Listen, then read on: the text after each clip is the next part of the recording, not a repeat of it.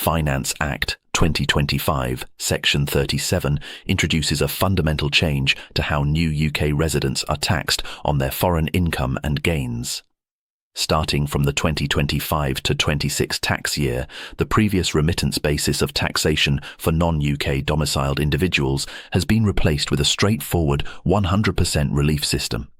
Under this new system, qualifying new residents receive complete tax relief on their foreign income and gains during their first 4 years of UK tax residence.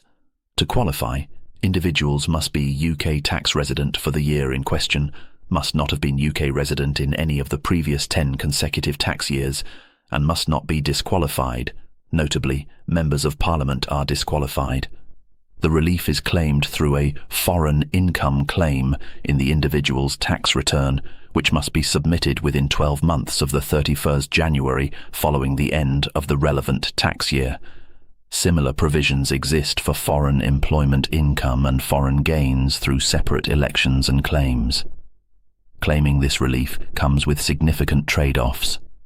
Claimants will lose their capital gains tax annual exempt amount, receive no relief for foreign business losses, and forfeit several personal allowances, including the personal allowance, blind person's allowance, and various marriage allowances.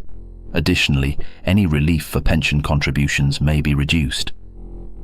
The legislation clearly defines qualifying foreign income to include profits from overseas trades and property businesses, foreign investment income, overseas pensions, and foreign social security benefits, while specifically excluding certain types of disqualified income, such as performance income from entertainment or sports.